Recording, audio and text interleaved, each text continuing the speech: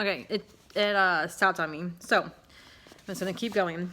The kid timed the ball perfectly, dived full out to his right, and gloved the ball about 2 inches above the bag. It was the most amazing play Brian had seen an infielder, and that included Kenny, make in their league all season. A hard out, and still an out. It was still 3-0 Motor City. Brian thought, my dream week cannot end like this. Cannot end with this team getting shut out on a night when we have our best pitcher going, and we're supposed to be playing our way to the States. That's not the way his story was supposed to be written. Brian found himself looking up into the bleachers behind him a lot as the game ground its way through the middle innings, looking for his mom more than he usually did, sometimes catching her eye, sometimes not. She was sitting behind Mr. and Mrs. Griffin, Tiger's cap back on her head, and when they would lock eyes, she would shoot him a fist of encouragement or pound her heart the way Kenny's dad had done. Heart was one thing Brian had plenty of.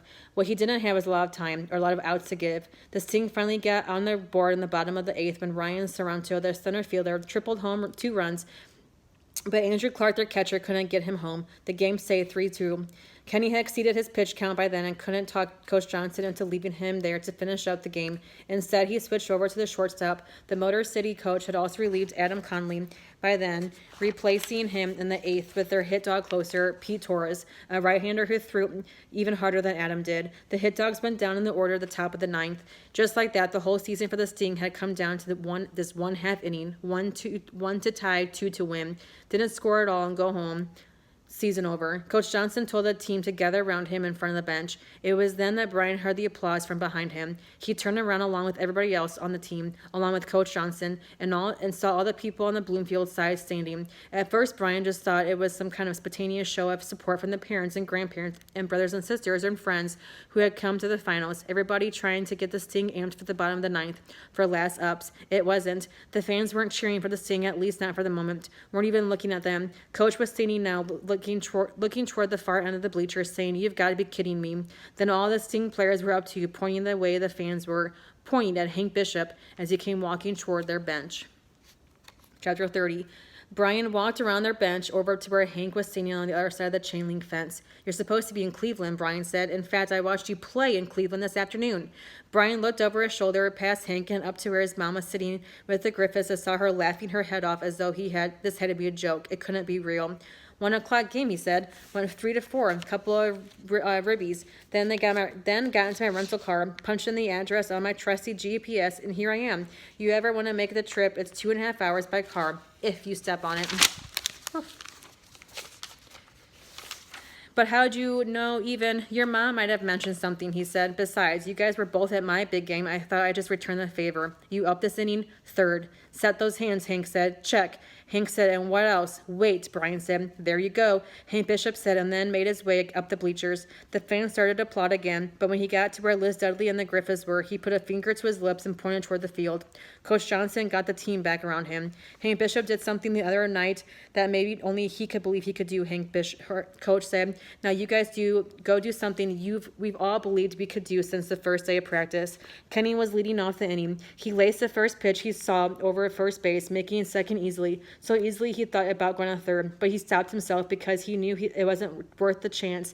Knew you never wanted to make the first out on the bottom of the 9th at 3rd base. You got to give the hitters behind you a chance to do their job. Tying run on 2nd now.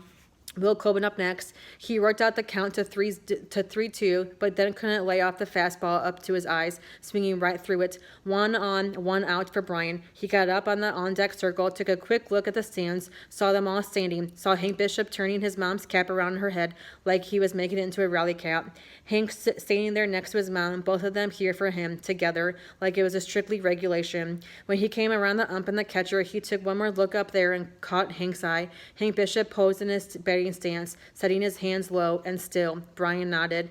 He looked out at Kenny now, who pounded his heart twice. Then Brian checked the infielders and saw the Motor City 3rd baseman, the one who robbed him, basically sitting right on the line now, not wanting to let a ball by him for extra bases. Brian dug his back foot in, anchoring it the way Hank had told him that first night in the cage, set his hands.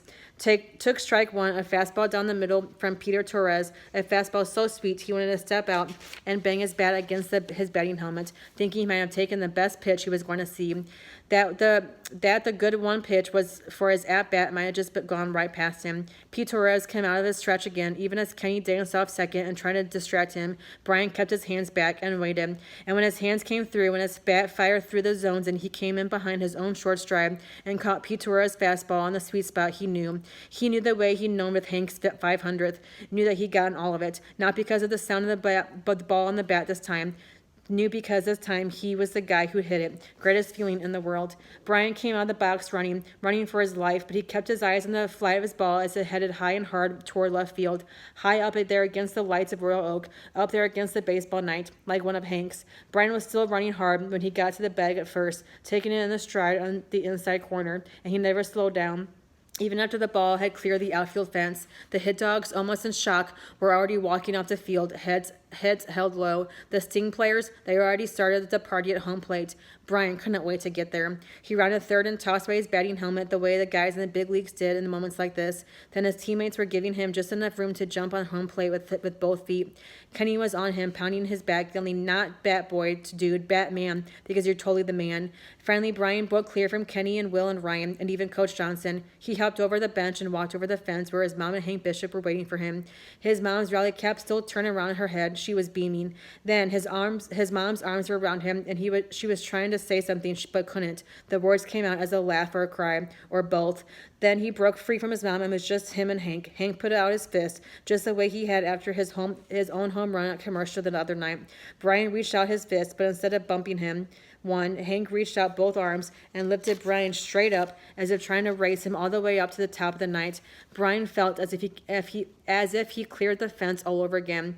"Told you to wait," Hank said. "Yeah," Brian thought. "I waited for all of this, all right. Waited my whole life."